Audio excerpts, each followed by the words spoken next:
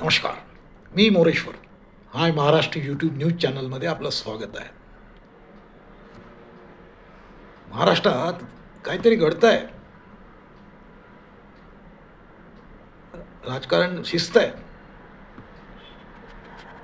तसं नसतं तर शरद पवारांचे राष्ट्रवादीचे नेते जयंत पाटील मुख्यमंत्री देवेंद्र फडणवीस यांना का भेटले असते? शरद पवारांनी विधान भवनात येऊन एकनाथ शिंदेंच्या केबिनमध्ये आपल्या आमदारांची बैठक का घेतली असती?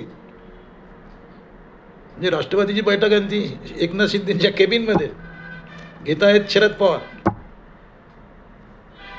सगळंच विचित्र. हे का घडतंय? या 2 दिवसातच या घडामोडी होत आहेत. जयंत पाटील विनोद तावडे यांची भेट काही दिवसापूर्वी झाली.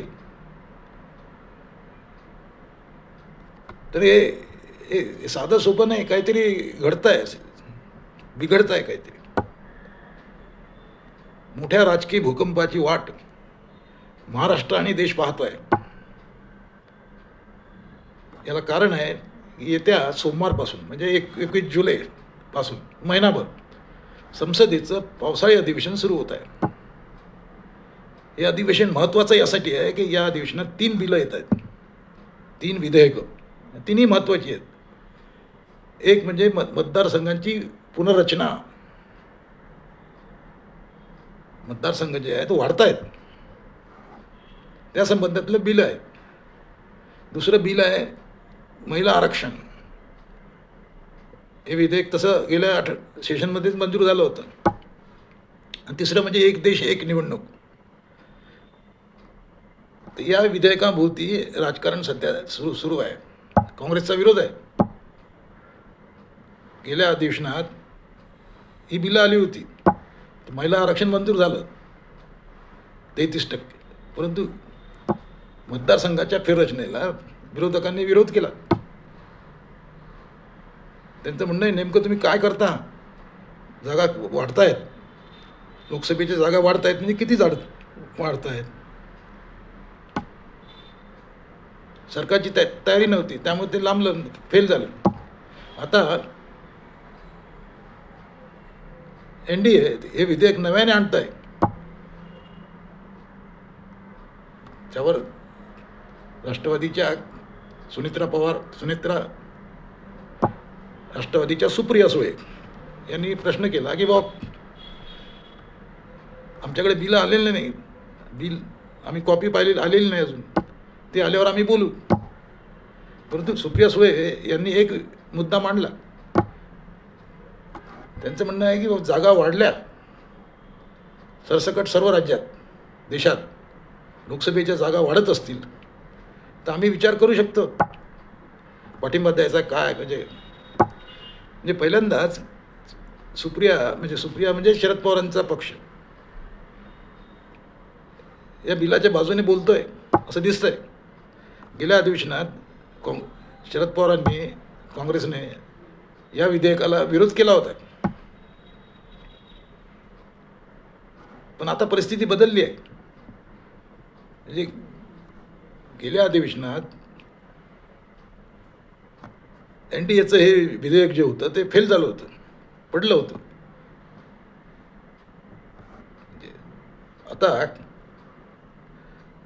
भाजपची ताकद वाढली आहे. उद्धव ठाकरे यांच्या बाजूचे 6 आमदार NDAच्या बाजूकडे आले, एकनाथ शिंदेकडे आले आहेत, म्हणजे NDAकडे.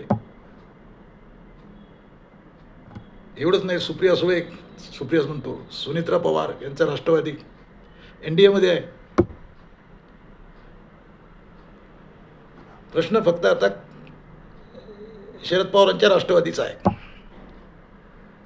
तिकडे देशाचा विचार केला तर द्रमुक यावेळी NDA सोबत येऊ शकते. म्हणजे NDAची ताकद वाढताना दिसत आहे. हे जे बिल आहे, मतदारसंघ पुनर्रचनेचं बिल आहे, ते घटना दुरुस्ती विधेयक आहे, साधं विधेयक नाही आहे. ते तुम्हाला मंजूर करायचं, तुम्हाला 2/3 बहुमत लागते. जे लोकसभेत जे 540 खासदार आहेत त्याच्या 2/3 खासदारांचा पाठिंबा पाहिजे. तसं असेल तर ते मंजूर होऊ शकते. गेल्या वेळी 298 खासदार समर्थनात होते, 230 जण विरोधात होते, त्यामुळे ते फेल गेलं. यावेळी भाजपची ताकद वाढली आहे. म्हणजे हे बिल मंजूर करायचं झालं 360 खासदारांचा पाठिंबा असला पाहिजे. 360 म्हणजे 540 खासदार आपण सभागृहात आहेत असं धरलं तर 360 खासदार या विधेयकाच्या बाजूने उभे राहिले पाहिजे. 360. तर आता जे लोक NDA सोबत आले आहेत ते पाहिलं तर NDAची ताकद बरीचशी वाढलेली आहे. म्हणजे 354 खासदार NDAच्या बाजूने दिसत आहेत. म्हणजे खरी गोळाबेरीज केली तर 354 खासदार हे NDAच्या बाजूने दिसत आहेत. म्हणजे 6-7 खासदार अजूनही लागतील आणि ते मोदी शहा ते कधी इकडून तिकडून पकडून आणतील. त्यामुळे हे ऐतिहासिक बिल मंजूर झालं पाहिजे, यासाठी मोदी शहांनी पूर्ण होमवर्क केलेलं आहे असं दिसत आहे. भारत ज्यांचा विरोध असेल त्यांना ॲब्सेंट राहायला सांगतील. त्यामुळे टेन्शन जे आहे ते काँग्रेसला आहे, राहुल बाबाला आहे. कारण हे बिल मंजूर झालं तर तो मोदी शहांचा फार मोठा विजय असेल आणि काँग्रेसला मोठी चपराक असेल.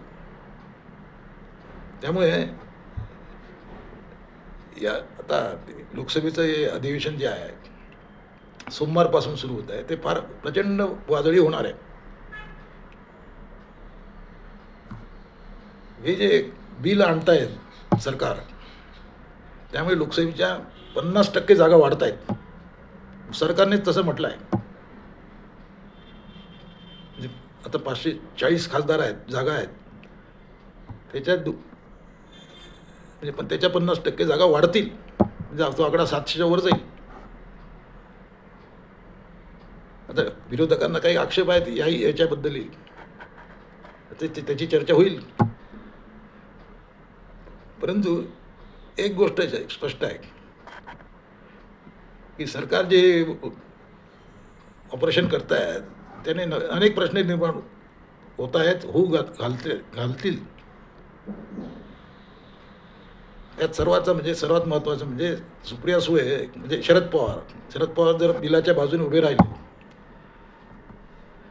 तर सुप्रिया सुळे काय मागतील मोबदला. म्हणजे शरद पवार याच्यातही सुवर्णसंधी शोधत आहेत. कारण शरद पवारांना माहीत आहे की हा शेवटचा चान्स आहे. तशी आपली संधी संपली आहे, आपलं वय झालं आहे. आता आपल्याला विचारावं, आपली दखल घ्यावी असं ही एकमेव संधी दिसते आहे. त्यामुळे शरद पवार पूर्ण किंमत वसूल करून घेतील. आपल्या मुलीला म्हणजे सुप्रिया सुळेंना केंद्रीय मंत्रिपद द्या अशा मागणीसाठी ते अडून बसू शकतात. त्यामुळे सुप्रिया सुळे केंद्रीय मंत्रिमंडळात दिसल्या तर तुम्हाला आश्चर्य वाटायला नको. तिकडे केंद्रातच नाही तर महाराष्ट्रात सुद्धा तुम्हाला जयंत पाटील हे महाराष्ट्राचे नवे अर्थमंत्री म्हणून दिसू शकतात. म्हणजे बऱ्याच लोकांची लॉटरी लागणार आहे. म्हणजे आता प्रश्न हाच आहे की देवेंद्र फडणवीस यांचं काय. देवेंद्र फडणवीस मुख्यमंत्री आहेत, महाराष्ट्रात त्यांना पर्याय नाही. पण त्यांना दिल्लीला नेतो म्हटलं तर महाराष्ट्रात खड्डा पडेल. महाराष्ट्र सांभाळणारा भाजपमध्ये तेवढ्या ताकदीचा कोणी नाही आहे. आणि देवेंद्र यांना उचललं तर ते एकनाथ शिंदे त्या जागेवर दावा सांगतील की आम्हाला मुख्यमंत्री करा. एकनाथ शिंदे यांनी बरीच फोडफाड करून स्वतःची ताकद वाढवून घेतली आहे.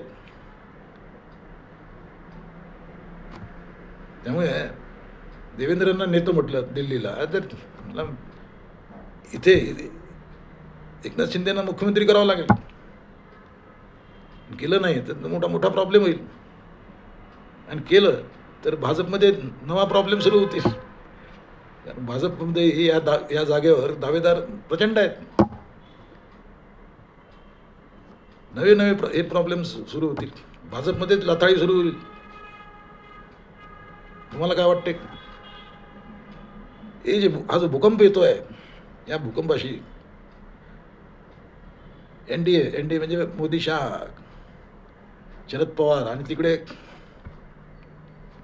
राहुल गांधी कशी टक्कर देतील? कॉमेंट करा. नमस्कार.